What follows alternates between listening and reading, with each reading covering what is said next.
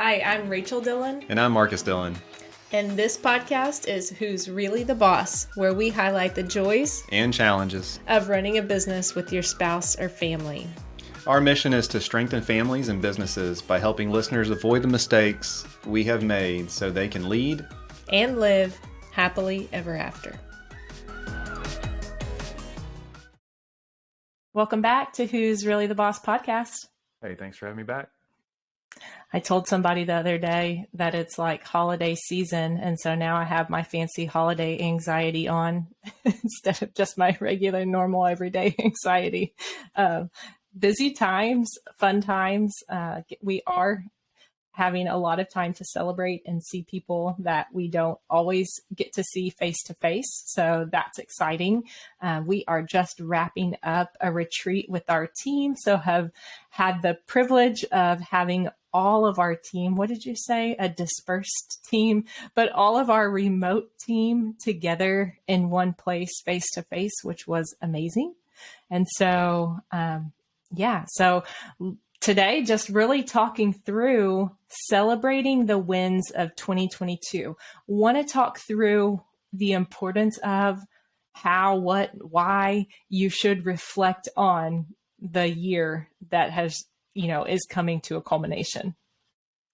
Yeah. And so fully dispersed is like the new buzzword or buzzwords, and it just means that you're a remote team. And so you'll hear that thrown out there. We're a fully dispersed team, and that just means that you're spread out, right? So, but yeah, we're coming off the season of obviously Thanksgiving and all the gratitude kind of podcasts that are in our podcast players over the last few weeks.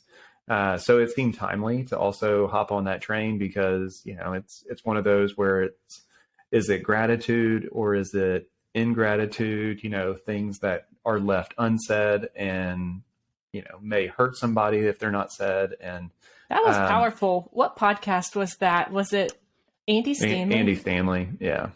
That was really powerful, talking through unspoken gratitude when you hold it in, what it feels like to the other person who is then not getting to hear it. It was really convicting. It was a good one. Yeah. And even today, there was another one I was listening to from, I just blanked, but who's the other pastor? John Maxwell, where it was, the thank yous while sweat is still on the brow, of the person, and that it impacts that much, further when it's in the moment, your appreciation for them, your gratitude. So that also kind of stuck out in being timely with thanks. And so I think just something that we can all get better about. I don't know that any one person does that perfectly. And so whether you feel like you're killing it on the gratitude part or you're, getting killed, I think we can all improve. But yeah, just had the whole team in to the office, and it's a big production to pull that many resources in. It's a big investment as well, not only from like the just the expense of the hotel rooms, flights, travel, all that good stuff, but it's also the opportunity cost because they aren't serving clients on those days. And it's a huge investment that we are willing to make because of all of the things that go along with our time together. And it's a trade-off from not being together as much throughout the year that we do have to make it feel that much more special and have a bigger impact on while we're together in the room. Part of that as leaders in the business is the piece to really recognize the wins, express gratitude. So based on everything that you've kind of put together and delivered on as far as the retreat was concerned was excellent. And how do you even begin to talk about celebrating the wins if you've never done it before? Yeah, so that is a huge component. Typically, one of the very first, we'll call them sessions of our retreat, is to reflect back over everything that has been done in that time period since the previous retreat. And so when I start looking at it, I start thinking through, my mind typically goes in calendar order. So I go back to, for a year-end retreat, I'm going back to January of 2022, and I'm thinking, okay, what did we do? What team members did we add? What technology did we add? What client wins did we have? Things like that. And then kind of go through every month thinking through, what happened throughout this kind of timeline of the year, and really looking at the big celebrations, the things that had impact for the whole team. And I think what's amazing is we're not looking at every individual like so-and-so, got certified on QBO. Maybe we should, or so-and-so, mastered ADP payroll or something like that. We're really looking at kind of the big things. And what's awesome is that for this retreat we just had, we have 3 full slides with way more bullet points than you should have for a visually pleasing presentation of celebrations for 2022. So much so that we had to group them. We have done before in chronological order, by quarters or by month. But this time we kind of grouped them kind of in like things. So we were able to group them by kind of team member celebrations, culture celebrations, technology celebrations, and then things to do with our branding and our marketing efforts that have been huge this year. Really, for me, practically, how do I think about that? I really typically think about it chronologically. I start at the beginning of the year, or if it's a mid-year, I start, from wherever we left off and just look back all the way up until that day. Yeah, no, that's really good. And there's a ton to celebrate. It does 2 things whenever you see those slides. It's like, man, we have done great work, and you kind of feel this sense of accomplishment. And then it also reassures you, like, no wonder I'm so tired. And so I think that's the piece to remember. I think you really did a good job with our leadership team a few weeks back to ask, like, hey, here's my running list. What have I missed? Right. And so there's going to be things that are just kind of off of our radar because of just the size of the organization and things like that. So we don't want to discount, anybody's celebration that, one, we didn't know of, or that we, 2, didn't realize was such a big win in their mind. And I think when we opened it up to the leadership team, they all added, a few different, bullet points. A lot of those were just reiterations of the things that we already knew, because we are a pretty connected team. But at the same time, you don't want to throw some stuff on a couple of slides if it only matters to like 1 or 2 people, and the rest of the team's like, yeah, that doesn't matter. Like that wasn't a win in my book, type of thing. So. Very much so. So I think about it chronologically. I pay attention to things and try to celebrate things. I do weekly check-ins with each of our team members. So I'm able to hear about and celebrate those things, very regularly with each individual. But some other things like starting to reflect, if you haven't done this practice before, or just haven't done it publicly with your team, as far as to share all of these things. Maybe you reflect alone and think about how awesome, that year has been, but you don't share it out with your team. So thinking through that, I think one question to ask is like, what did we do, achieve, or accomplish?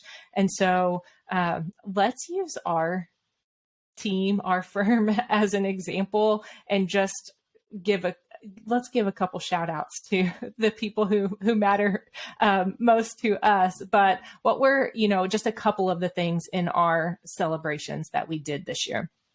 I think, we added, I'm just like, I can see them in my mind. We added how many new team members this year? Oh, do you know? I think it's 6. I can name them, but I think we added 6.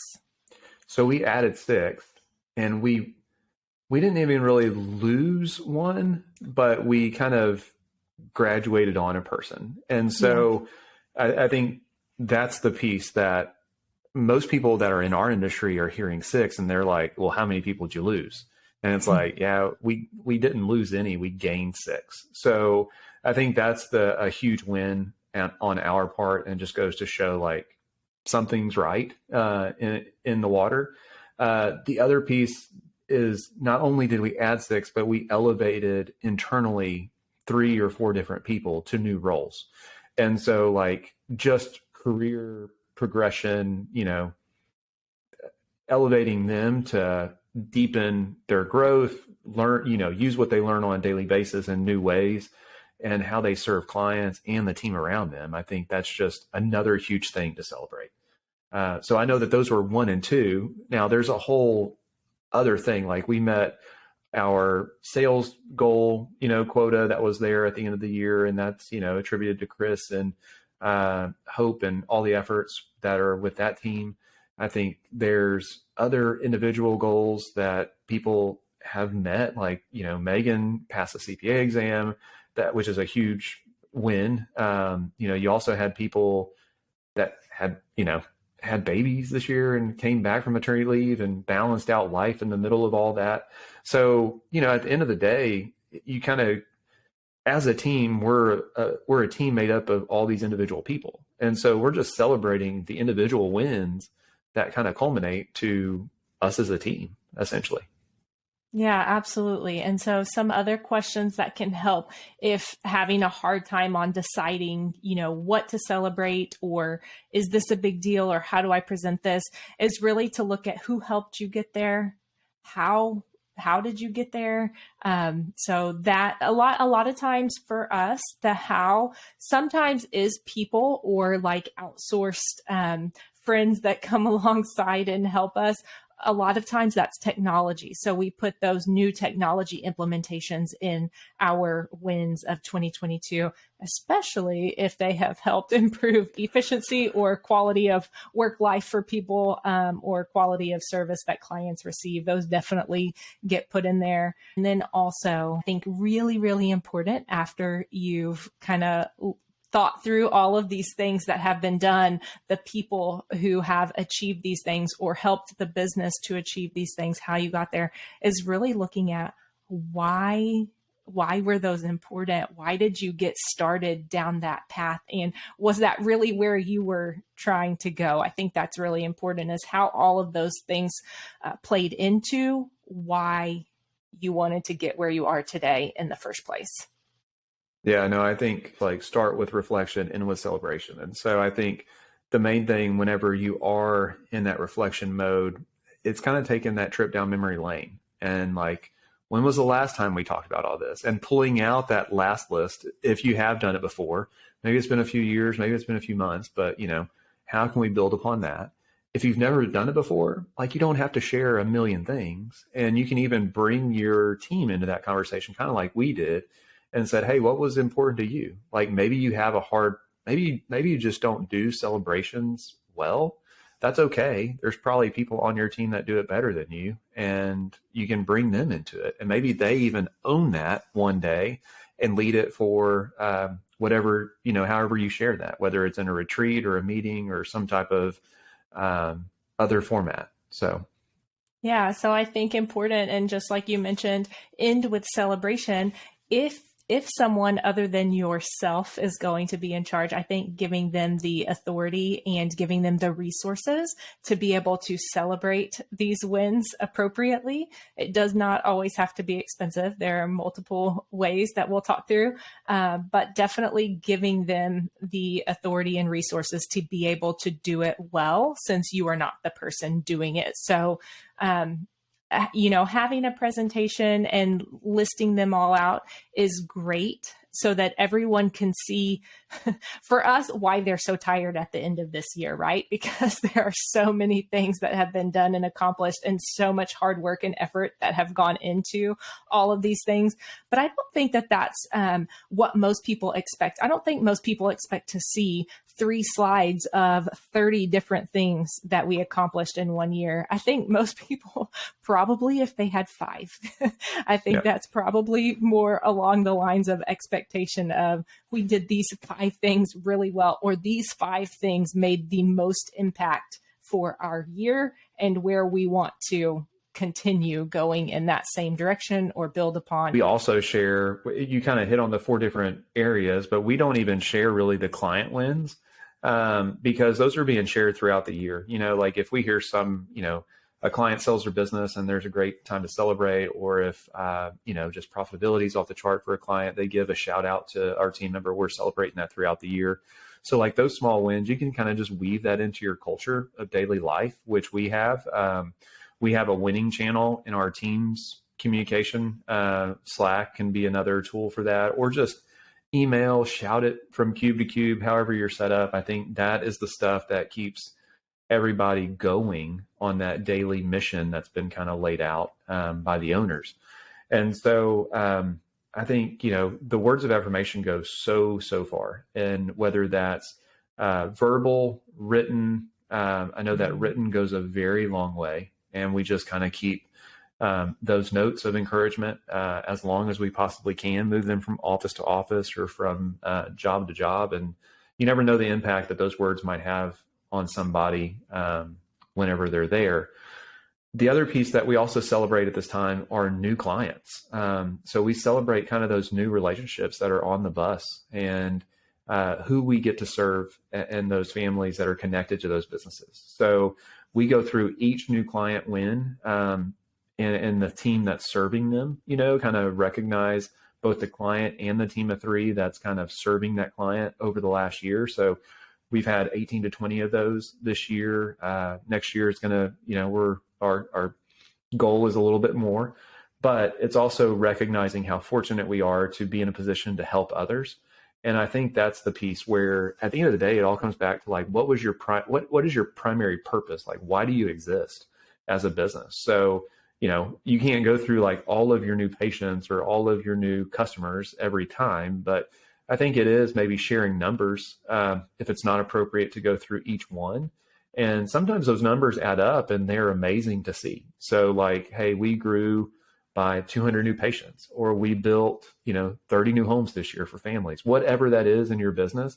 I think you celebrate it and, you bring it to light and kind of align that with the bigger vision of the organization. And it re-energizes people for the next chapter, for the next year. And I think that's where, if you do it, you hate to say if you do it too much, it would lose some of the substance or the impact that it has on people.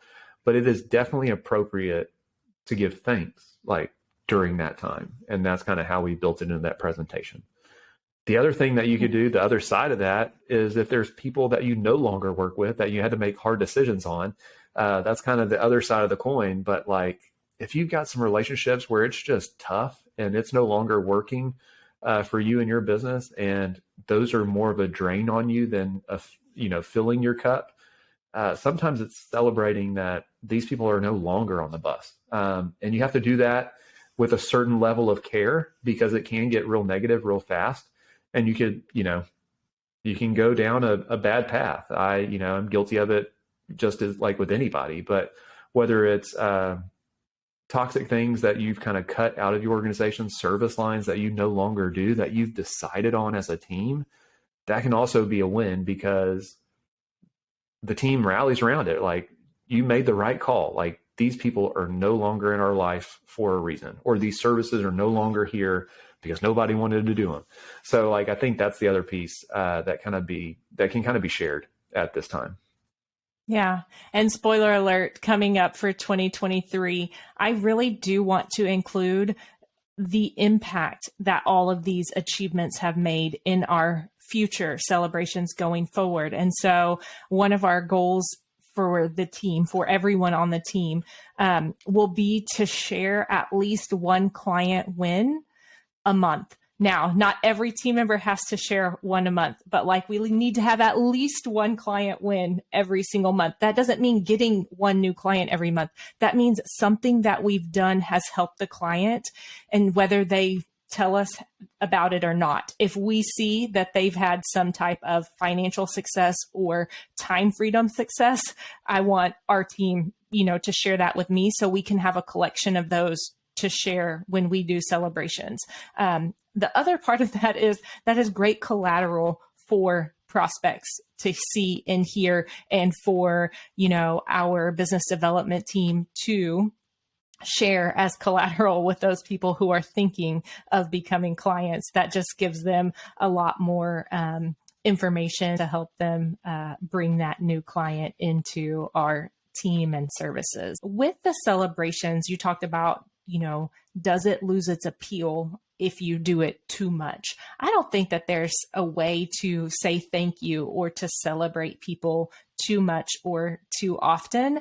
I think there are plenty of ways to do that where you can vary how you're doing that, where it doesn't, where people don't get desensitized to what you're doing. I think specific acknowledgement, specific gratitude, specific celebration, and not just in general of good job.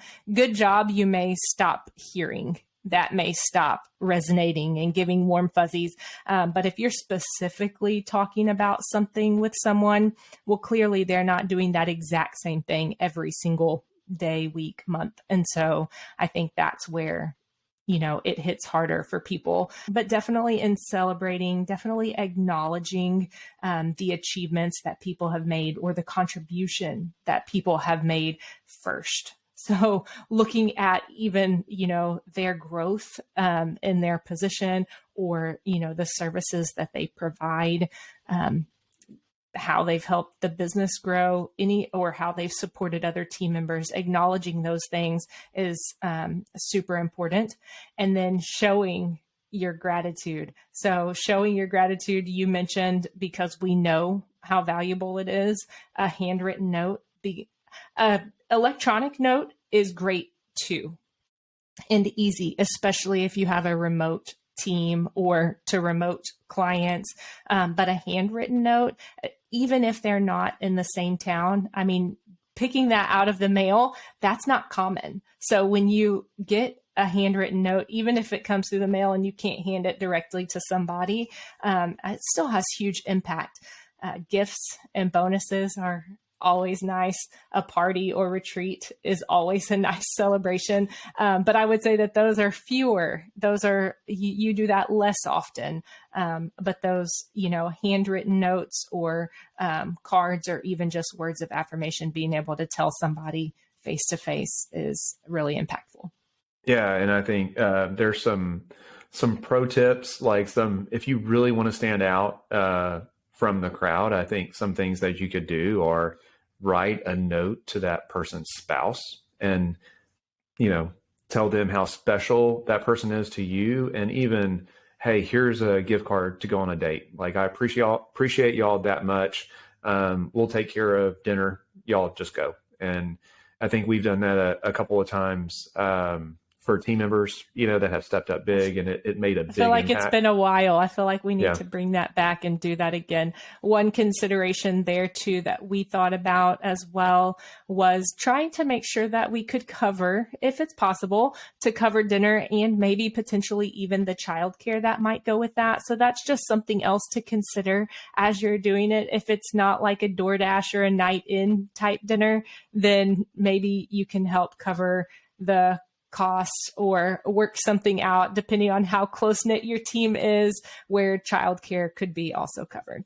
Yeah. How do you build in kind of a routine of gratitude? What does that look like to keep up with? So, something that we do here are notes, handwritten notes, and a kind of an anniversary gift, which is essentially just cash. And we try to do that and build upon it every year upon that anniversary. And that's kind of, that's just one of our things, right? And so, you celebrate that person, here's, this is yours. Don't spend it on your kids, right? Don't spend it on your spouse. Go hide it, or go, save it for something that you've been wanting, personally. And so that's something that we're kind of known for. We also do the birthday gift because that's a special day in that person's life, and we want to celebrate that with them. So there's other things that you can do, and that all can be done in a remote environment, and you don't have to be in office. So it's just figuring out what works for you and your team. And it goes back to like saying thank you. I heard this recently. Saying thank you in a business setting is the same as saying I love you in like a marriage setting. And so if you want a healthy marriage, you probably need to say those three words a lot. And, it doesn't mean any less anytime you say them. And the person still loves hearing that and that affirmation that goes along with it. So it's that same saying thank you within your business. It carries that same amount of weight in that different relationship. It's just as impactful to that person's life. What do you think the ratio is in our marriage of how many times I say I love you and thank you versus how many times you say I love you and thank you? Well, it's like I said it at our wedding, and if something changes, I'll let you know.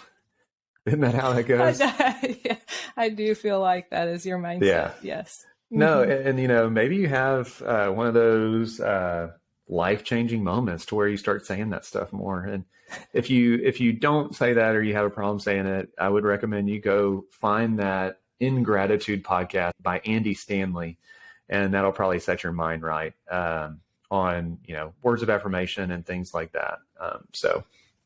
Yeah. Well, this has been a great conversation. One of my favorites for sure. I love celebrating our team. The other thing to keep in mind is during the busy time of year of Q4 of December, whenever that is in your life, maybe it's April, first 2 weeks of April, because we have some friends that are busy at that time of year.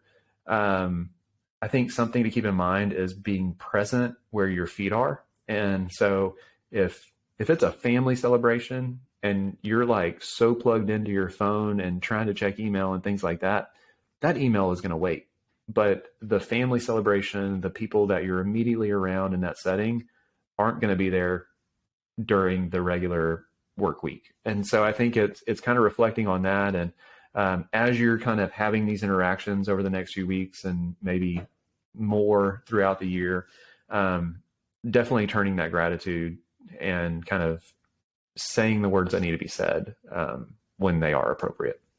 Yeah, absolutely. Don't keep it all bottled up inside. If you don't share it out loud, chances are that other person doesn't know. So this has been a great conversation, and I look forward to the next. All right. Thanks for hanging with us to the end of another episode. If you have thoughts, comments, or feedback you would like to share, please leave us a comment or review on your favorite podcast listening platform. Be sure to subscribe to our podcast so you don't miss any future episodes. Join us again next week for another great conversation.